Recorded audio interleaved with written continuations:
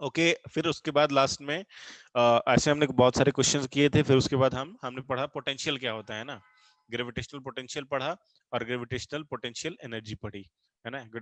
You potential energy minus of G capital M small M upon R, और potential होता है minus of G M upon R. Okay तो हमें ये बहुत ही लाइन से याद रखना है कि जो फील्ड फोर्स होता है वो कितना होता है भाई, force is equal to G M M upon R square. Force is G M upon R square and this field is G M upon R square. Force हो गया आपका, फील्ड हो गया, पोटेंशियल होता है minus G M upon R and potential energy is minus of G M M upon R. Okay so next हमने पढ़ा था एस्केप वेलोसिटी है ना। तो चैप्टर का जो most one of the most important part है वो क्या है हमारा, एस्केप वेलोसिटी। तो एस्केप वेलोसिटी के बारे में मैंने आपको बताया था कि एस्केप वेलोसिटी क्या होती है। एस्केप वेलोसिटी, तो एस्केप वेलोसिटी वो वेलोसिटी होती है कि जिससे आप क्या कर जाएं, मतलब सारे बंधनों से आप छुटकारा पा जाए है ना। जैसे मान लो हमने यहाँ पे देखा था कि यहाँ पे कोई ऐसा सैटेलाइट है, कोई यहाँ पे ऑब्जेक्ट यहाँ पे है, तो इसके वेलोसिटी निकालने के लिए हमने क्या करा था, इसका इनिशियल हमने एनर्जी निकाला था, टोटल इनिशियल एनर्जी और फाइनल एनर्जी कितनी है ना, अगर आपको याद हो तो टोटल हमने इसकी इनिशियल पोटेंशियल और इनिशियल काइनेटिक एनर्जी निकाल ली थी। करेक्ट। नाउ अभी इसके पास जितनी भी एनर्जी है ना, उतनी एनर्जी से क्या है भाई, ये अर्थ के ग्रेविटेशनल फील्ड से बंधा हुआ है ना। एम आई करेक्ट? चैट में लिख के बताइए। मैं ये कह रहा हूं आपसे कि जो भी एनर्जी है ना, उतनी एनर्जी से ये क्या हुआ है, बंधा हुआ है।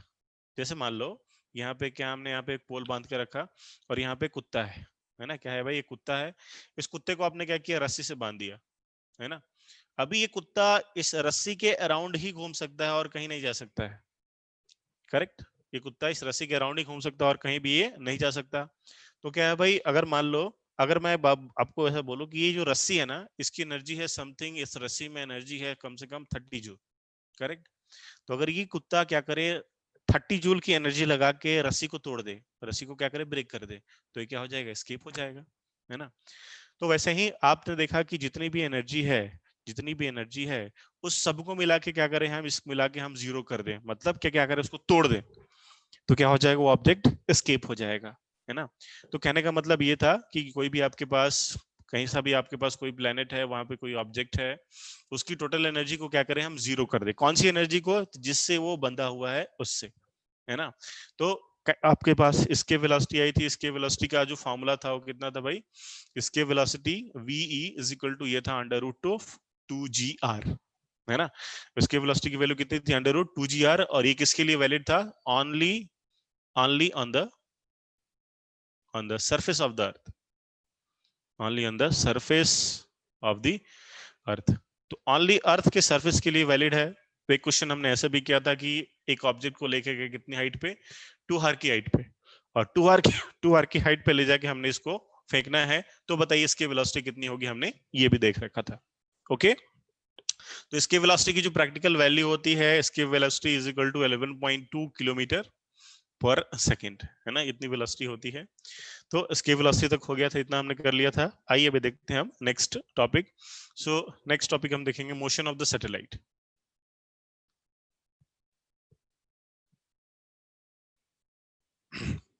ओके तो अभी हम सैटेलाइट के मोशन को अगर आप देखो ध्यान से, तो बहुत तरह के सैटेलाइट्स होते हैं, टाइप्स ऑफ सैटेलाइट्स बहुत तरह के होते हैं।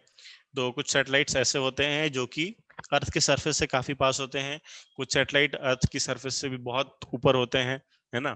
तो इनकी अलग अलग जितनी इनकी रिक्वायरमेंट होती है उनके हिसाब से इनको अलग अलग ऑर्बिट्स में हम क्या करते हैं, प्लेस करते हैं। सो अगर हम सैटेलाइट के मोशन की बात करें, तो सपोज ये आपके पास क्या है, अर्थ। ओके और अर्थ से किसी एक आर डिस्टेंस पे, है ना, यहाँ पे सैटेलाइट क्या करते हैं, अर्थ के ग्रेविटेशनल पुल की वजह से they make round round round round round round, है ना। ये चक्कर काटते हैं, यहाँ पे इनका कंट्रोल रूम बैठा होता है और उन्हें से सैटेलाइट से जो कुछ भी इंफॉर्मेशन चाहिए, जो कुछ भी डाटा चाहिए, वो ये निकाल लेते हैं, है ना। जैसे कि प्रेशर मेजरिंग सेंसर होते हैं, तो ये नाप लेते हैं यहाँ पे, मान लीजिए यहाँ पे क्या है, कोस्टल एरिया है, तो यहाँ पे एयर का प्रेशर कितना हो रहा है, ज्यादा हो रहा है, कम हो रहा है। वैसे आपको पता होगा कि जैसे एयर प्रेशर कम ज्यादा होता है तो ये क्या करते हैं, तुरंत अलर्ट बता देते हैं कि यहाँ पे तूफान आने वाला है ना।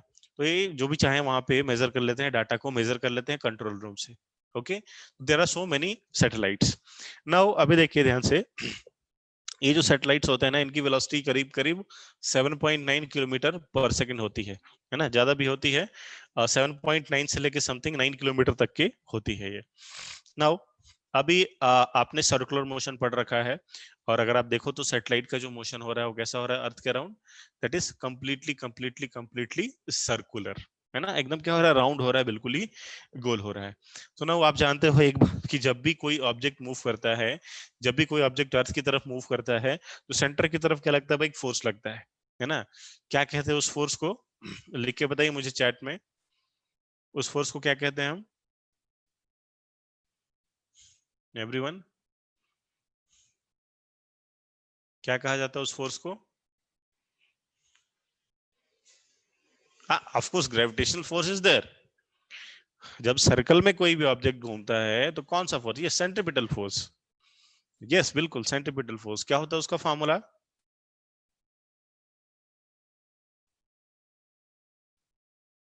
mv² / r। वेरी गुड, कौन बोला ये? Very good, okay, mv² / r होता है ना।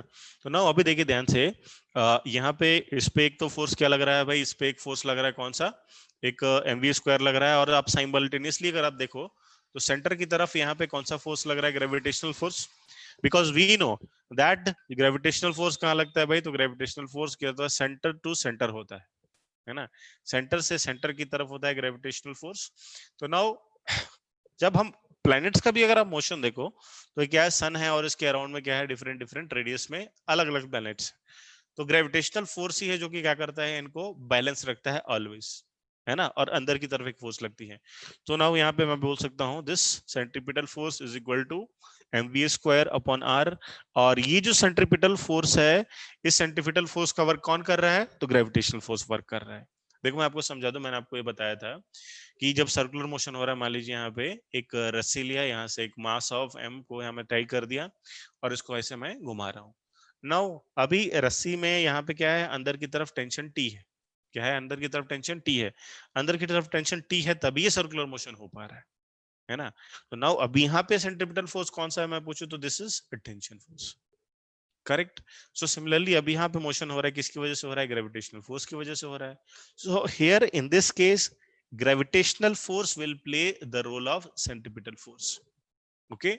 इस केस में कौन ग्रेविटेशनल फोर्स का रोल प्ले कर रहा है, this tension is playing the role of gravitational force, है ना। तो यहाँ पे centripetal force is equal to mv²/r। तो अभी मैं यहाँ पे बात करूं तो ये बराबर हो जाएगा g capital M small m upon small r², है ना, एक डिस्टेंस है, इसको मैंने r पुट किया है, is equal to mv²/r।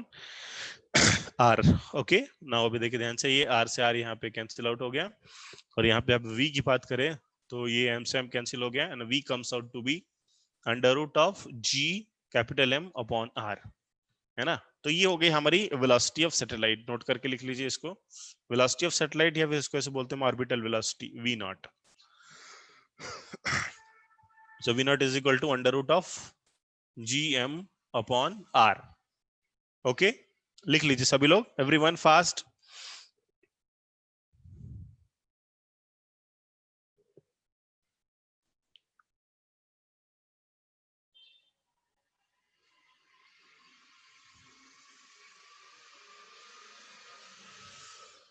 Okay done everyone, चलिए आगे बढ़ते हैं नेक्स्ट।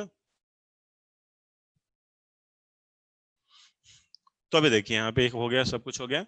नाउ अभी देखिए ध्यान से नेक्स्ट, अभी देखिए तो ऑर्बिटल वेलोसिटी का फॉर्मूला क्या हो गया भाई, √gm upon r, where r is the distance from earth, है ना। r क्या है, अर्थ से इसकी कोई डिस्टेंस है। तो मान लीजिए अभी यहाँ पे कोई सैटेलाइट है समथिंग, ये कुछ 900 1000 सॉरी 2000 3000 मीटर की हाइट पे, या फिर समथिंग 5 6 6 7 8 किलोमीटर पे है ना, समथिंग 8 किलोमीटर की हाइट पे है ना। तो 8 किलोमीटर ये सारी जो हाइट्स है ना, अर्थ के रेडियस में क्या होती है, कंपेरेबल होती है, तो उनको हम सरफेस पे ही मानते हैं, ज्यादा फर्क नहीं पड़ता, है ना। तो इसका फॉर्मूला हम देखेंगे, ऐसा लिखते हैं, if if satellite is revolving, if satellite is revolving very close to the earth, very close to the earth, तो इस r को अर्थ के रेडियस के बराबर लेते हैं, है ना। तो now this v not will become to be under root of gm upon r. Okay, ये फॉर्मूला ऐसा बन गया। नाउ दूसरी बात, अभी देखिए मैंने आपको ये सिखा रखा है कि जब भी अभी देखिए ये स्मॉल g का फॉर्मूला क्या होता है, this gm upon r square, है ना। तो क्या करें, जहां भी gm आता है तो gm की जगह आप क्या लिख सकते हो, gm की जगह आप g r स्क्वायर आप ऐसा लिख सकते हैं, है ना। तो नाउ देखिए यहाँ पे मैं लिख सकता हूँ अंडर gm की जगह मैं लिख सकता हूँ यहाँ पे g इंटू कैपिटल r का स्क्वायर, है ना। यहाँ भी r मतलब रेडियस ऑफ अर्थ, यहाँ भी r मतलब रेडियस ऑफ अर्थ, यहाँ पे अपॉन r। तो देखिए r से r क्या हो गया, कैंसिल आउट हो गया। So V naught comes out to be under root of GR, where R is the radius of the Earth and satellite is moving very close to Earth. लिख लीजिए इस बात को, very important.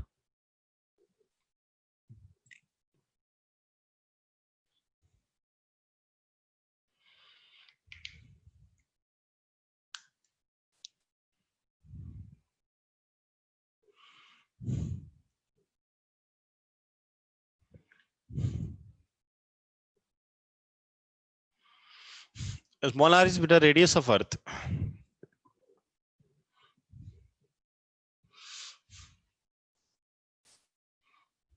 स्मॉल r मैंने लिख दिया, आप capital R भी लिख सकते हो, है ना। स्पेसिफाई कर रखे दिस रेडियस ऑफ अर्थ, लिख लिया यहाँ पे रेडियस ऑफ अर्थ। तो ऐसा फॉर्मूला होता है ना। यहाँ पे कैपिटल R को कैंसिल आउट करना है, इसलिए मैंने कैपिटल R लिखा, स्मॉल r, और मैंने यहाँ पे आपको पूरा पक्का कर दिया कि R मतलब radius of the earth. Okay, चलिए नेक्स्ट अभी आप क्वेश्चन लिखिए, एक सवाल करके दिखाइए, क्वेश्चन करके दिखाइए यहाँ पे मुझे। Find the relation between escape velocity and orbital velocity। Question आपके सामने, escape velocity and orbital velocity में क्या फर्क है, क्या डिफरेंस है।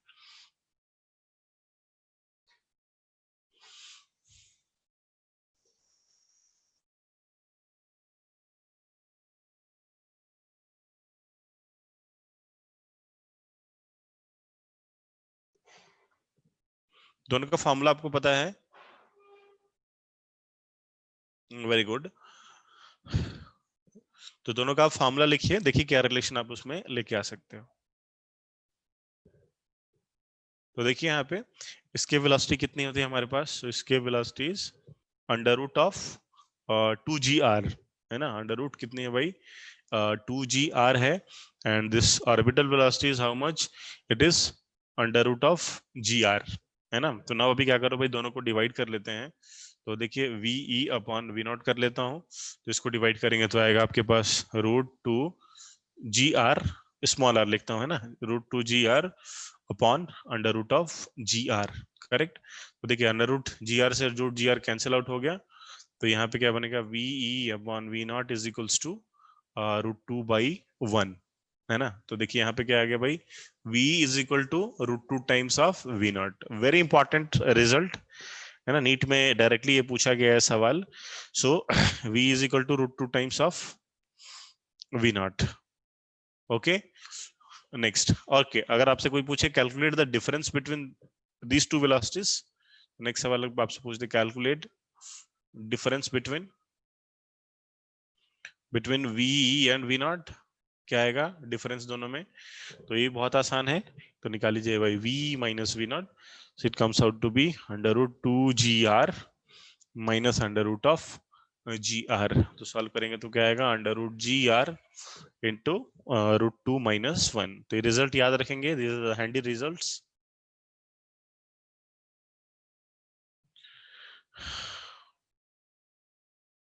Okay, done.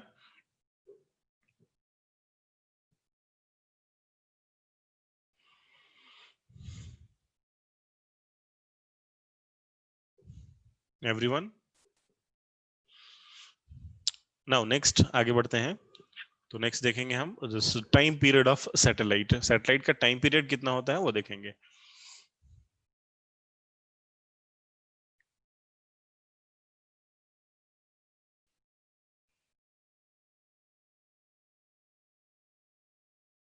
Time period of a satellite, so we know that time period का फॉर्मूला, अगर कोई भी ऑब्जेक्ट क्या हो रही है, सर्कुलर मोशन कर रही हो, है ना, अगर किसी रेडियस में, रेडियस मान लीजिए यहाँ पे आर है और इस सर्कल में से सर्कुलर मोशन कर रही हो वेलोसिटी v से, तो हमें पता है टाइम पीरियड क्या होता है, time period is the total distance upon total time.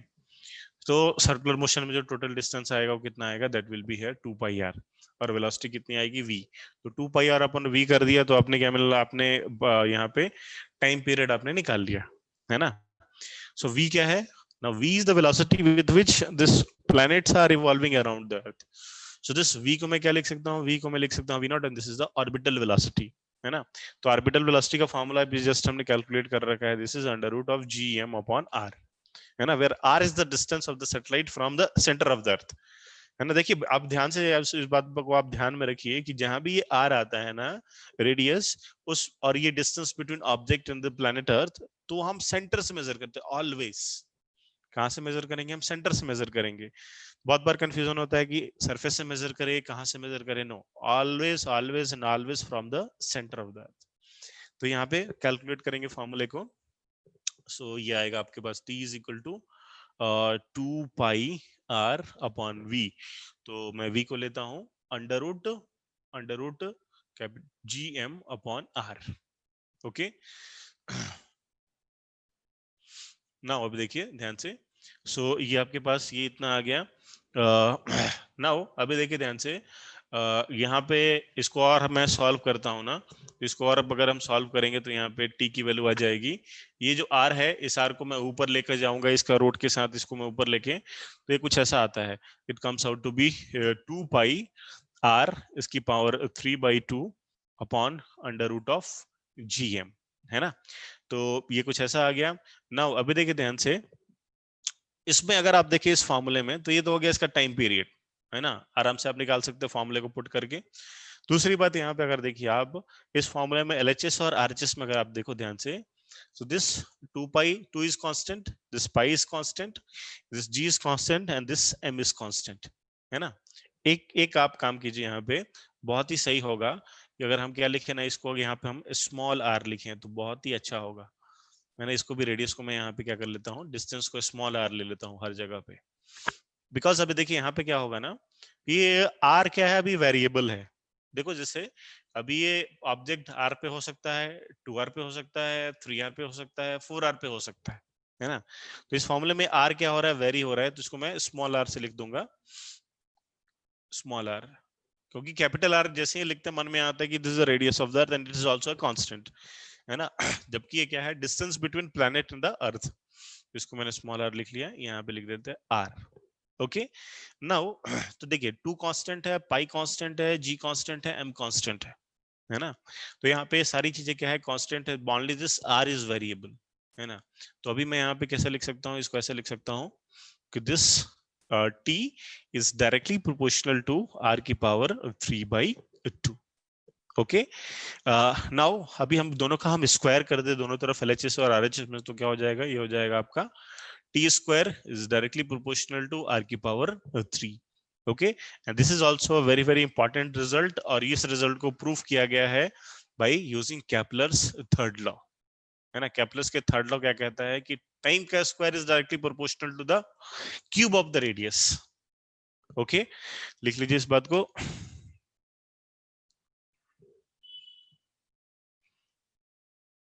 Yes, any doubts? चलिए लिख लिया आप सबने, तो नेक्स्ट आगे बढ़ते हैं, आगे बढ़ेंगे। नेक्स्ट हम देखेंगे एनर्जी ऑफ सैटेलाइट,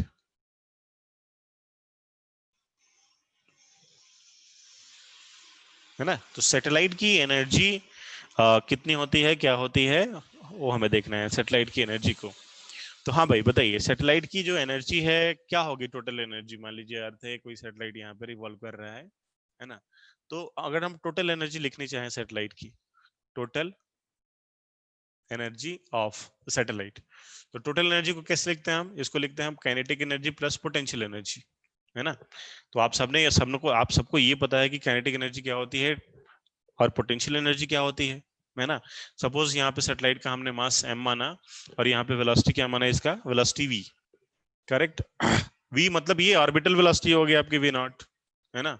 तो kinetic energy plus potential energy. चलिए जरा सॉल्व कीजिए अब क्या आता है काइनेटिक और पोटेंशियल एनर्जी दोनों को जोड़ के।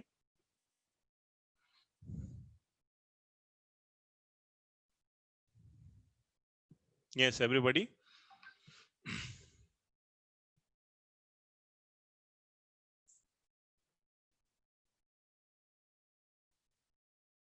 Yes what will the answer. तो देखिए भाई काइनेटिक एनर्जी क्या लिख सकते हो आप, तो काइनेटिक एनर्जी कितनी होती है हाफ एम वी स्क्वायर, है ना। तो वी स्क्वायर मतलब ऑर्बिटल वेलोसिटी का स्क्वायर, है ना। तो चलो यहां से अगर डिस्टेंस को मैं मानता हूं आर, स्मॉल आर, मतलब अर्थ और ये ऑब्जेक्ट के बीच का डिस्टेंस कितना है, स्मॉल आर है। तो नाउ ये कितना होगा, ये होगा आपका हाफ एम वी नॉट का स्क्वायर, मतलब वी नॉट क्या हो गया आपके पास under root G M upon, upon कितना भाई, अपॉन स्मॉल आर। ओके। तो ना अगर आप देखो काइनेटिक एनर्जी, तो इसका फॉर्मूला कितना आ गया, फॉर्मूला आ गया आपके पास g capital M small M upon 2r, है ना।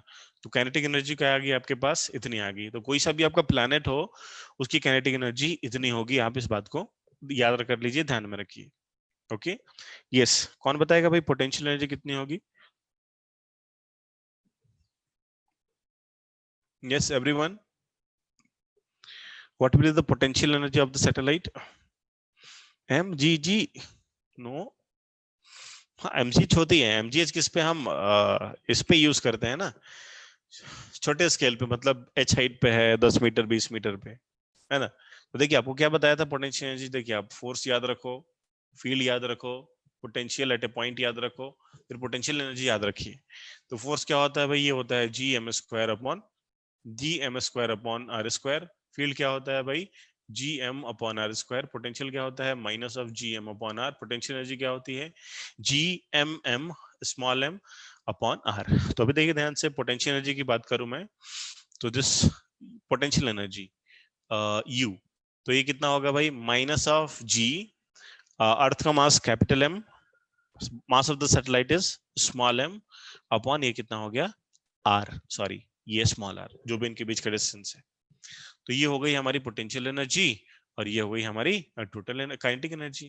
तो नाउ चलो अभी हम टोटल एनर्जी निकाल लेते हैं। So total energy will be equal to G capital M small M upon 2r, और इस पोटेंशियल एनर्जी को जोड़ देंगे, so it will be minus of G capital M small M upon R, है ना।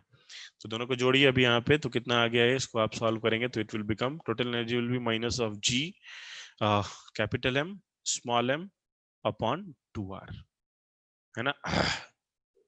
Very important formula.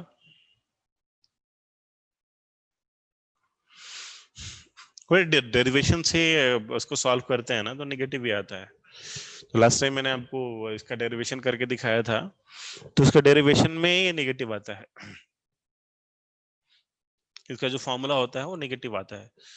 आप solve करोगे ना डेरिवेशन, तो उसमें 1/-(-1/x²) आता है, 1/x²। और जब इसकी अपन लिमिट पुट करते हैं ना r से लेके इन्फिनिटी तक, it comes out to be minus. Okay. तो अभी देखिए यहाँ पे बहुत ही इंपॉर्टेंट रिजल्ट आया हमारे पास कि जो काइनेटिक एनर्जी है वो कितनी है, काइनेटिक एनर्जी है आपके पास, kinetic energy is equal to G M M upon 2r, ये है काइनेटिक एनर्जी। और इसकी जो पोटेंशियल एनर्जी है ये कितनी है, minus of G M M upon R. और टोटल एनर्जी कितनी है, so total energy is minus of G capital M small M upon 2r, है ना। तो इन तीनों में क्या है, देखिए जबरदस्त यहाँ पे रिलेशन बन रहा है। रिलेशन क्या है, क्या है भाई यहाँ पे इनके बीच में क्या है कि रिलेशन भी दिख रहा है आपको। इज दिस करेक्ट, मैंने कैलकुलेशन करेक्ट किया है, देखिए चलो चेक कीजिए आप एक बार। जी एम अपॉन 2r, हाँ करेक्ट है, यस इट्स ओके। तो ये आता है, अभी देखिए एग्जाम में आपसे ना ये इसका एक मैच द कॉलम पूछते हैं, जे एडवांस में एक क्वेश्चन आ चुका है, जैसे यहाँ पे एक बार काइनेटिक एनर्जी, पोटेंशियल एनर्जी, और यहाँ पे क्या लिखते हैं ये लोग, टोटल एनर्जी। तो देखिए अगर ध्यान से, अगर इस पोटेंशियल एनर्जी को मैं क्या बोलूँ, इसको अगर मैं एक्स बोलूँ, देखिए this is capital G M M upon R को मैं क्या बोलूं, एक्स बोलूं, है ना। तो सपोज पोटेंशियल एनर्जी कितना मान लिया मैंने यहाँ पे, एक्स मान लिया, है ना। और नेगेटिव साइन है तो ये कितना आएगा, एक्स आ गया। नाउ अभी देखिए ध्यान से, तो पोटेंशियल एनर्जी कितना आ गया, एक्स आ गया। तो काइनेटिक एनर्जी को मैं क्या लिख सकता हूँ, काइनेटिक एनर्जी को मैं लिख सकता हूँ हियर एक्स बाई 2, है ना। और वही आपका टोटल एनर्जी कितनी हो जाएगी, total energy will be minus of x by 2। तो बहुत बार ये मैच द कॉलम में पूछ चुका है जेई के एग्जाम में, इस बात को भी आप ध्यान में रखिए। ओके,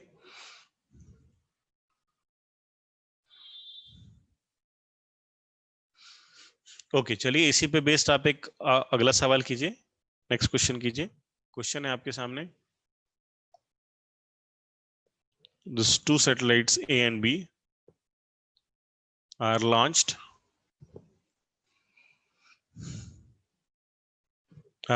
दोनों का मास क्या है, सेम है, कैपिटल स्मॉल एम, है ना। Are launched from an altitude of rn 3r from earth। Okay, तो पूछा है आपसे, you find ratio of their kinetic energy and potential energy।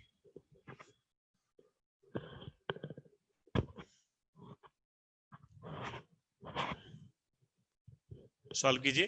तो आपको काइनेटिक एनर्जी आपको लिखना सिखा दिया, पोटेंशियल एनर्जी लिखना सिखा दिया, सॉल्व कीजिए।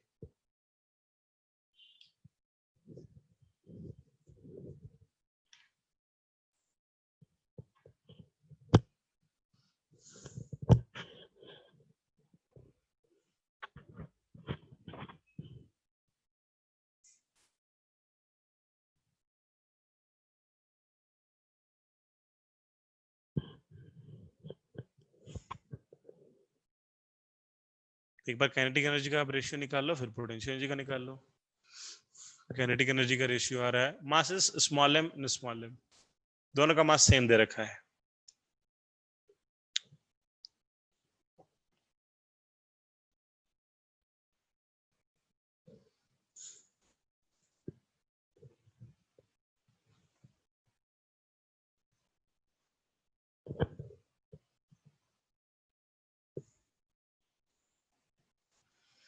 चलिए सॉल्व करते हैं यहाँ पे। तो काइनेटिक एनर्जी की बात कर लेते हैं, काइनेटिक एनर्जी हम पहले देख लेते हैं कि काइनेटिक एनर्जी क्या है इन दोनों की। सो काइनेटिक एनर्जी की बात करें, ये हो गया planet 1, this is a planet 2, है ना। इसका ये हो गया रेडियस r, और इसका हो गया रेडियस यहाँ पे 3r। तो काइनेटिक एनर्जी मैं निकालूं तो ये कितना आएगा, हाफ m v स्क्वायर, है ना। तो v स्क्वायर की बात करें तो ये आ जाएगा under root of g m upon r। Okay, इस पूरे का होल स्क्वायर, है ना। और दूसरे का निकले तो क्या हो जाएगा, हाफ m v स्क्वायर, तो इसमें v स्क्वायर आएगा आपके पास under root of g m upon 3r। हाँ जी, इन पूरे का स्क्वायर। ओके, तो ये हो गया आपका सैटेलाइट 1, ये हो गया आपका सैटेलाइट 2। तो ये आ जाएगा आपके पास half m into g M upon r, और यहाँ पे कितना आ जाएगा, ये आपके पास आ जाएगा half m g capital M upon 3r। तो दोनों का रेशियो निकालना है, तो क्या करेंगे अभी हम, S1 अपॉन S2 किया, तो S1 अपॉन S2 करेंगे आप। तो देखिए ध्यान से, S1 अपॉन S2 किया तो देखो, इसको आप डिवाइड करो तो ये r है अपॉन r, और अपॉन ये 3r है ना। तो आपका आंसर आ जाएगा आपका 3:1।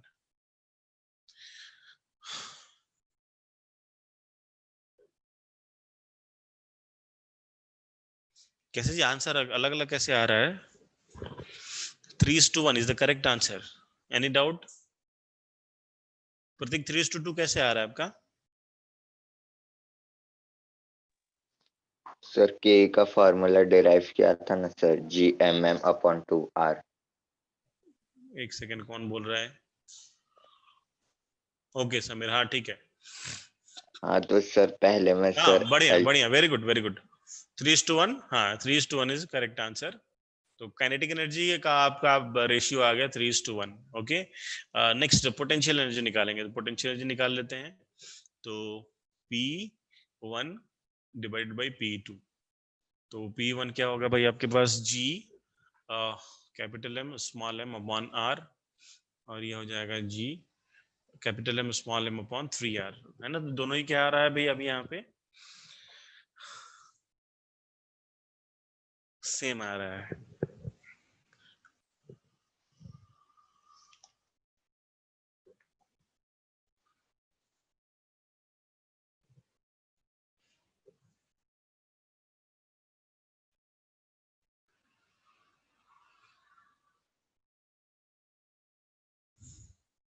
ओके, तो आपको ये समझ में आ गया। तो क्वेश्चन था, root satellite A and B are launched from the altitude of R and 3R from, तो यहाँ पे लिख लेंगे from centre of the earth, from centre of the earth, क्योंकि अभी देखिए सेंटर है ना, तो यहाँ पे R और 3R लिया तो ये करेक्ट हो गया, है ना। अगर वही इस सवाल को अगर ऐसे पूछा होता कि at an altitude R and 3R from the surface of the earth, है ना, ऐसे पूछा होता कि R and 3R from the surface of the earth, तो इसका मतलब क्या होता है, इस केस में आप क्या करते, तो इस केस में आप क्या करते, देखिए ये सरफेस से R हाइट है ना, तो फॉर्मूला तो हमारा कहाँ लगता है भाई, फॉर्मूला हमारा लगता है कहाँ से, सेंटर से। तो सेंटर से ये एक R आप और इंक्लूड करते, तो ये R प्लस R कितना हो जाता है आपका 2R हो जाता है, और दूसरे में कितना हो जाता है ये R, और ये हो गया आपका कितना 3R, तो R प्लस 3R ये कितना होता है अभी 4R होता है ना। तो इस बात का आप ध्यान रखना कि क्वेश्चन में क्या पूछ रखा है, सेंटर से बोल रखा है कि सरफेस से बोल रखा है, कि अगर आपको सरफेस से बोला तो क्या करेंगे, यहाँ पे आप अर्थ का जो रेडियस है R आप उसको क्या करेंगे, जोड़ेंगे, है ना। तो सॉरी ये तो इसका रेडियस R ही है यहाँ पे, तो सेंटर से ये है आपका 3R, ये सेंटर से है आपका R हाइट पे। ओके, चलिए ये निकाल लिया आपने, यहाँ तक पढ़ लिया। तो चलिए एक बार हम रिवीजन करेंगे पूरे चैप्टर का। तो रिवीजन ये हो गया, ये सारी चीजें हो गई। नेक्स्ट नेक्स्ट नेक्स्ट कवर हो गया, हमने आपको ऑलमोस्ट सब कुछ कर लिया। सो नेक्स्ट अभी हम देखेंगे Kepler's law of planetary motion.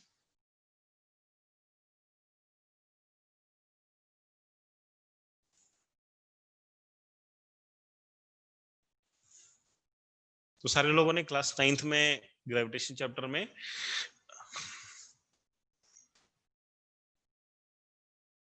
भाई पोटेंशियल एनर्जी का भी रेशियो सेम ही होगा ना, देखो इसको कैलकुलेट कर लो तो ये भी आएगा आपका 3:1 आएगा,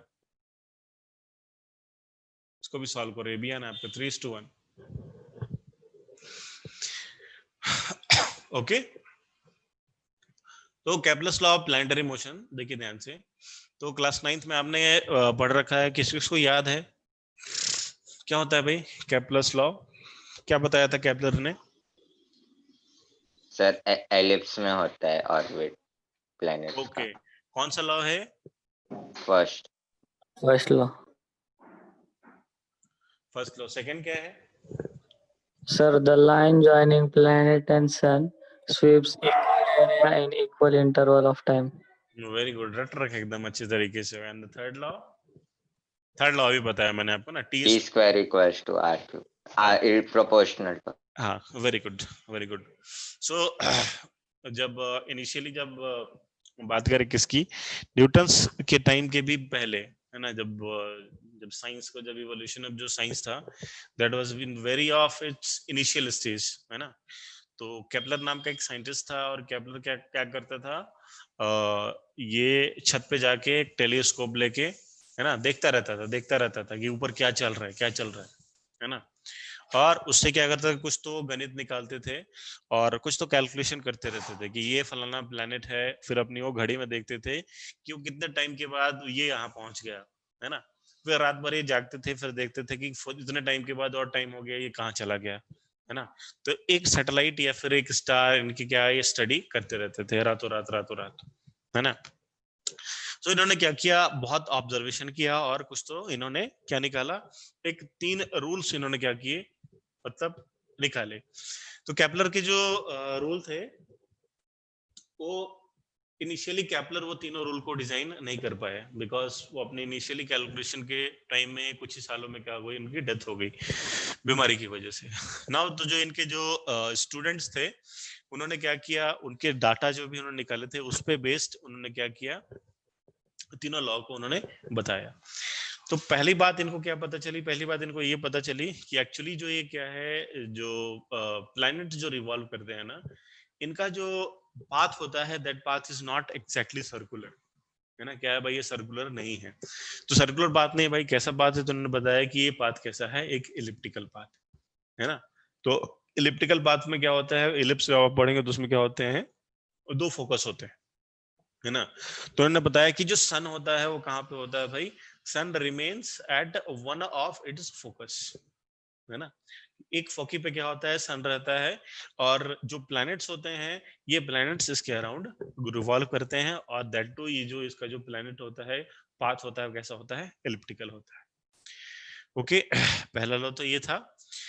दूसरा, सेकंड लॉ, दूसरा लॉ क्या था, दूसरा लॉ इन्होंने बताया, जैसे मान लीजिए यहाँ पे ये इलिप्टिकल पाथ है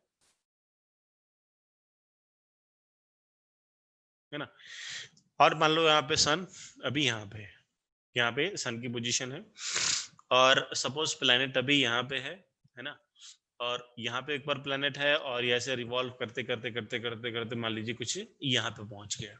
ओके, तो दो पोजीशन हमने दिखाई किसकी, प्लेनेट की, और हमने ये बताया, हाँ लिखवा देंगे आपको, लिखा देंगे, अभी समझ लीजिए, लिखा देंगे। सो ये यहाँ पे सन है, और यहाँ पे this is planet and this is planet.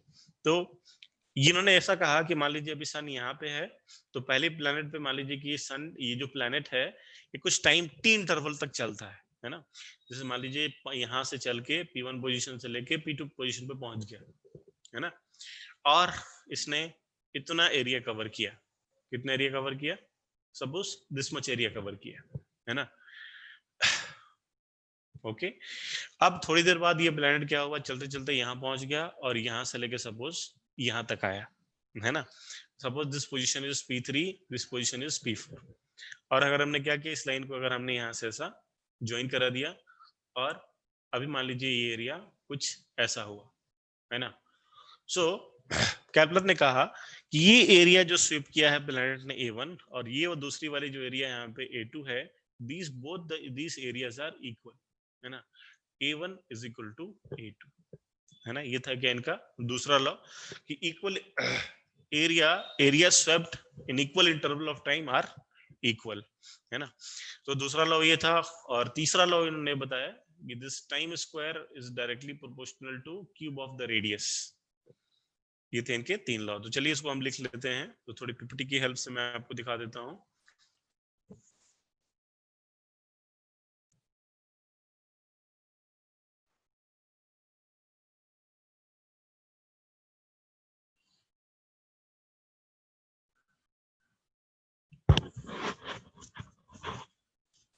आप देख पा रहे हैं, स्क्रीन देख पा रहे हैं आप सभी लोग। ये था कैपलर नाम का साइंटिस्ट।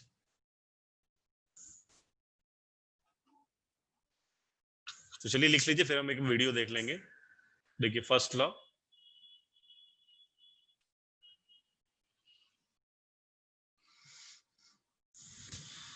लिखते जाइए, इसको फोटो बना लीजिए, लिखते जाइए।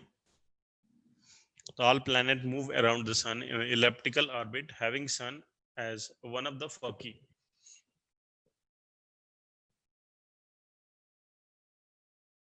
स्क्रीन नहीं दिख रहा आपको जी, कैसे नहीं दिख रहा?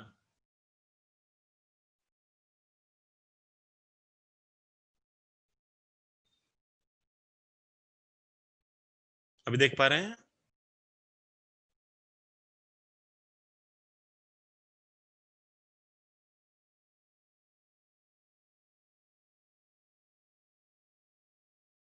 Everyone,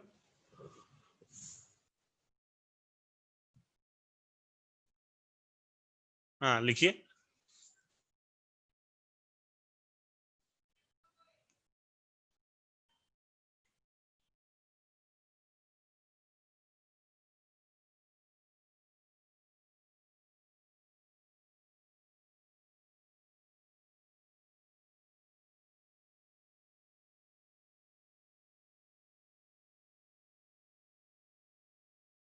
The second law says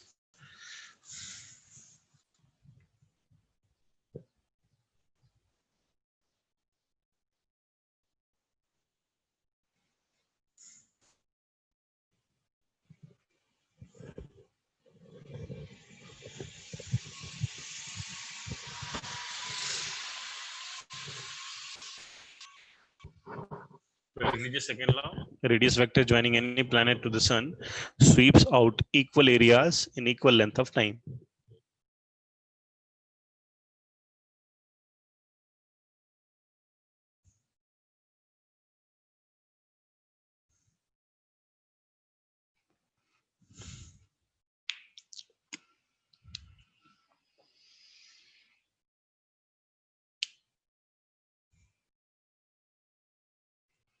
Okay, done, everybody?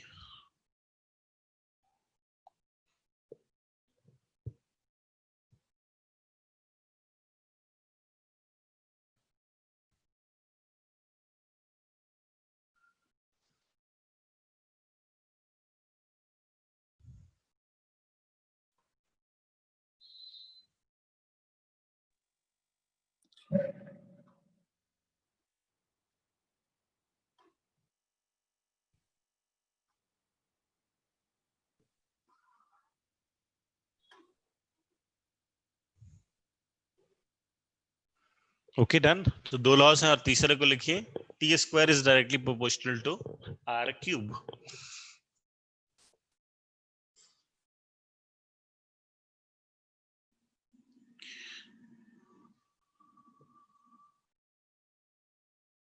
Okay, and third law क्या कहता है भाई? थर्ड लॉ ये कहता है कि this square of the time period is directly proportional to the directly proportional to the cube of the radius joining sun and the planet। तो तीसरे लॉ में अगर सिर्फ आप T square directly proportional to R cube भी लिखें तो भी चलता है।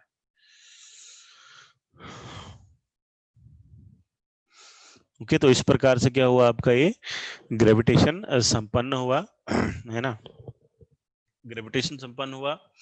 और कल से हम दूसरे चैप्टर पे मूव करेंगे, प्रॉपर्टीज ऑफ मैटर।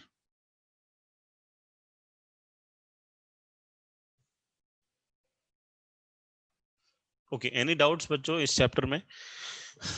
बताइए कोई सा भी पोर्शन जो आपको जिसमें आपको थोड़ी सी प्रॉब्लम है, any topic, anything?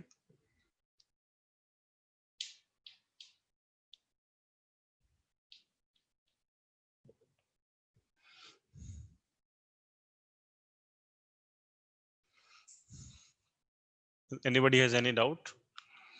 Any topic?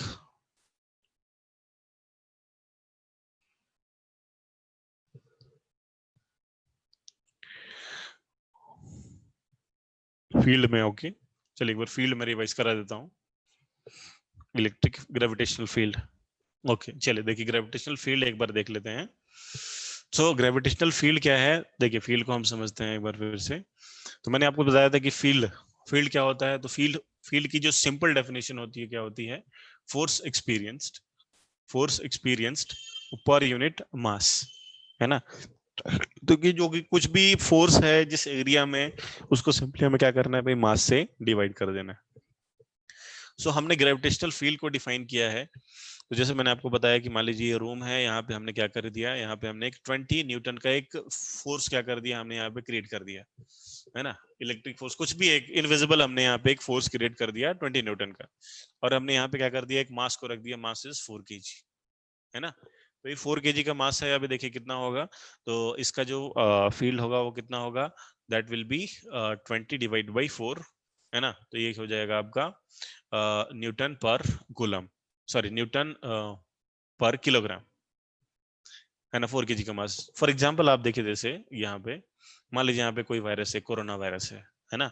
तो कोरोना वायरस मान लीजिए यहाँ पे कोई ओल्ड पर्सन है, old person having low immunity, तो क्या होगा, ये जैसे कोरोना की चपेट में आए तो ये खत्म हो जाएंगे। तो इनके लिए क्या होगा भाई? कोरोना की फील्ड बहुत ज्यादा है ना। Whereas a healthy person is there, तो उसके लिए कोरोना क्या है?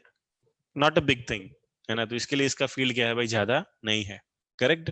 तो अभी देखिए डिफाइन कैसे किया गया है फील्ड को, तो field is defined as force experienced per unit mass, है ना। तो अभी देखिए ये क्या है, आपके अर्थ है, अर्थ का मास क्या है, कैपिटल मास m। तो इसकी वजह से एक फील्ड हमें निकालनी है, ग्रेविटेशनल फील्ड, है ना। तो पहले तो हमें ये पता करना होगा कि मान लीजिए कोई मास है स्मॉल m, तो इस कैपिटल M की वजह से एक्चुअली फोर्स है कितना। तो फोर्स हमें पता है, force is G capital M small m upon r square, ये है फोर्स। ओके तो नाउ अभी पूछा गया आपसे, ये पूछा गया कि बताइए ये जो स्मॉल मास m है ना, ये स्मॉल मास m है, ये कितना फील्ड एक्सपीरियंस करेगा, है ना। तो डेफिनेशन हमारे पास है F upon small mass m। तो देखिए capital G capital M small m upon R square, divide कर दीजिए इसको मास m से m कैंसिल हो गया। तो यहाँ पे भी ग्रेविटेशनल फील्ड जो है कितनी आ गई, ये आ गई हमारे पास gm upon R square, that's all. इसको बोलते हैं हम फील्ड, ग्रेविटेशनल फील्ड। ओके और बताइए।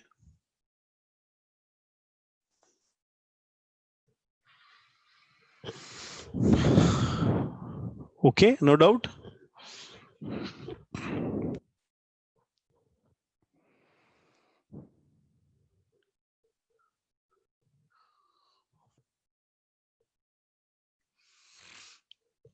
कौन सी वीडियो, अभी टाइम 5 मिनट बच गया। ओके तो इस तरह से हमने देखिए अभी चैप्टर पूरा कवर कर लिया। जो वीडियो दिखा देंगे आपको नेक्स्ट क्लास में, और उसमें मैं थोड़ा सा देख के रखूंगा कौन सा वीडियो है क्या है, दैट्स ऑल, है ना। तो कल की क्लास से हम स्टार्ट करेंगे नया chapter properties of matter. Okay thank you very much, attendance दीजिए सभी लोग।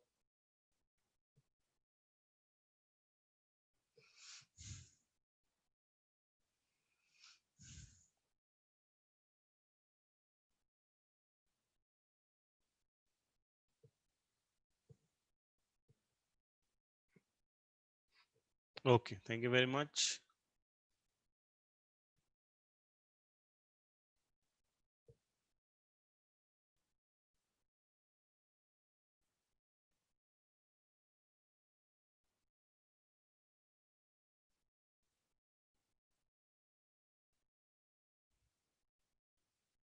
Okay, I'm ending class here.